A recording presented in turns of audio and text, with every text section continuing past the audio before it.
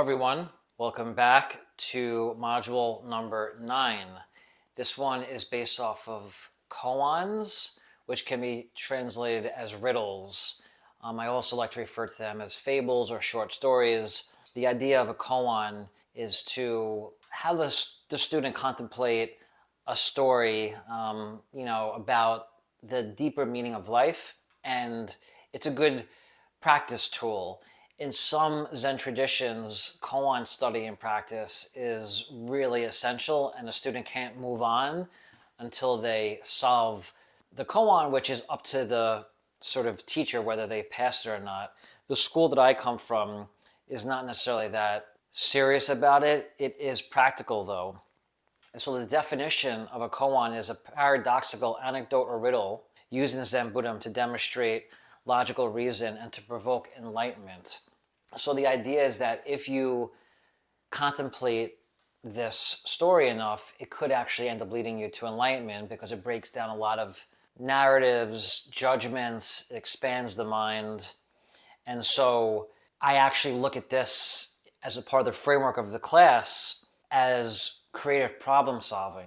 Because if you're given a riddle and you're struggling with it and you're meditating on it, it's not necessarily something you want to always be constantly ruminating on, but if you were to, first off, it helps you to focus on this particular riddle as opposed to focusing on maybe on more ancillary, not as important topics that could be going on in your head during meditation. But if you break through and have, an aha moment, you could actually solve the puzzle, which is good practice for solving other puzzles within your life, right? Like career and family and finances. Like this can be very practical in a lot of different ways. The most famous book from sort of my background in schooling is Dogen, who I mentioned earlier, the grandfather of Soto Zen.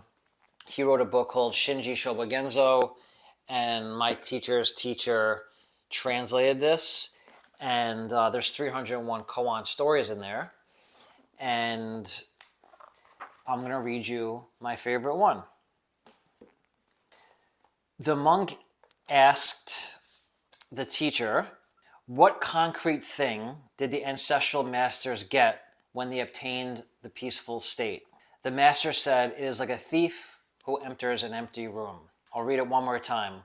A monk asked his teacher, "What concrete thing did the ancestral masters get when they obtained the peaceful state?"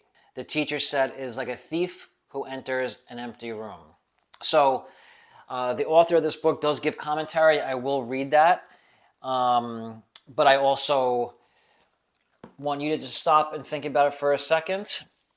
And obviously I'll give you my commentary as well. So when I first heard this, it really struck me. First off, I like it's short, it's succinct, it's punchy, it's to the point.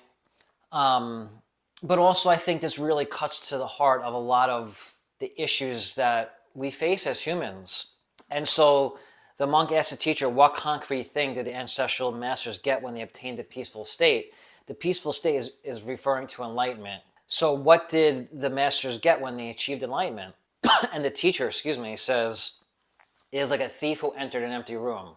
So basically what that's telling you is that the thief breaks into a room thinking there's going to be gold, money, treasures, abundance. He breaks in and he realizes the room is empty. So what is that really telling you? That a lot of us, human nature, we're always chasing the carrot, right? Money, fame, power, always stuff outside of our own being that we're in pursuit of. And what Buddhism is really trying to get to the heart of is that everything that we have and could ever want is already within us. It's the act of looking within, meditating, being mindful in our lifestyle and our approach, where we can actually discover the treasure within us instead of thinking it exists somewhere else. So that's my take on it. It has really stuck with me when I think about building businesses such as this one, or when I was playing lacrosse. It's helped to reframe a little bit that goal chasing, because you could still go after a better life, more quality, more contentment, more happiness, but you could do it in a way where you're letting go a little bit of the results and you're not being the thief who's breaking into a room expecting that all of his fortunes is going to change, only to be disappointed. So the commentary is the master said that the state of the ancient masters who entered the ineffable, which is the unknowable, is like a thief who has broken into a room with tremendous effort, only to find that the room is empty.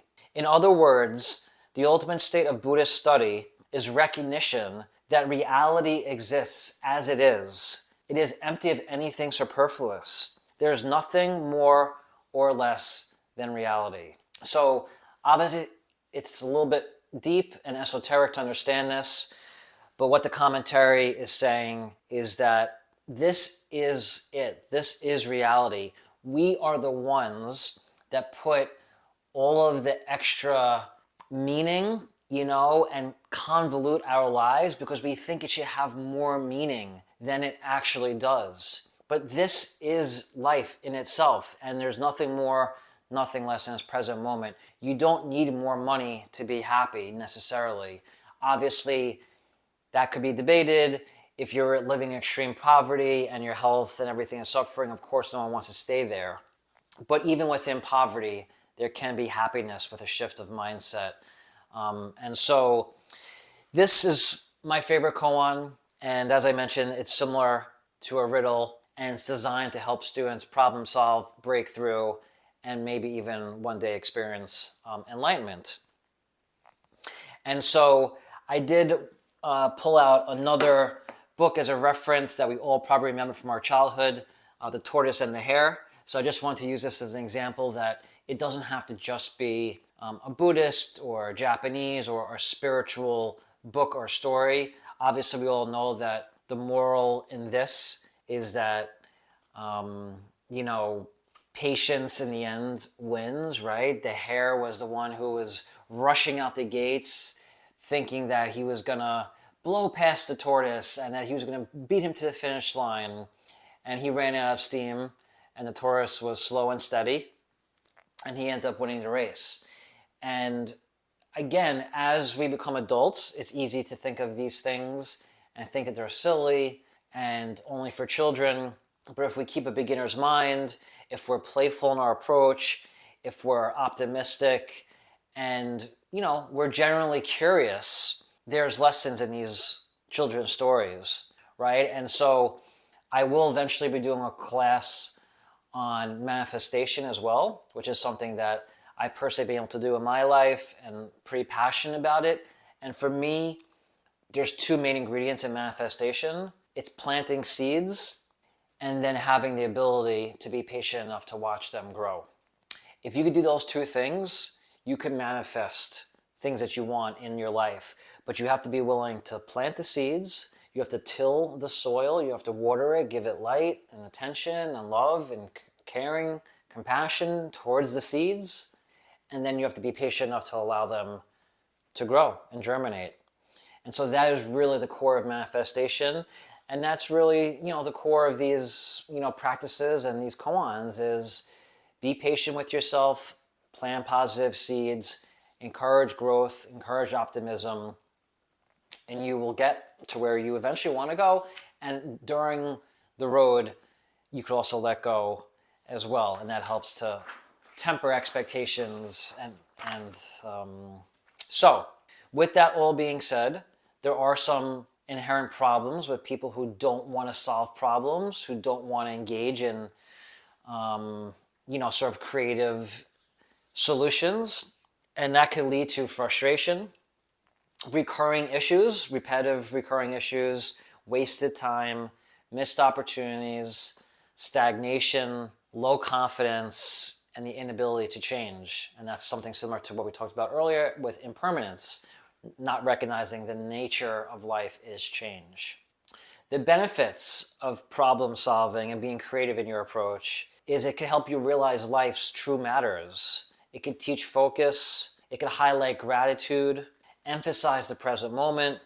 It offers deep contemplation, creative problem solving, which I obviously mentioned. It can't always be solved by the intellect alone. Sometimes everyone wants to always have science or reasoning, but sometimes it's just natural intuition that manifests. And it forces alternative thought and consideration. It gives you the ability to stop, look, listen, and maybe contemplate other ways around instead of always maybe going right through and bullying through, as a lot of people tend to do in a lot of situations. So again, these koans tie back to having a beginner's mind, the continuous improvement with Kazon. It's all integrated, all intertwined, all a part of a bigger holistic system that can help you with your life. Thank you so much. We'll see you in the next module.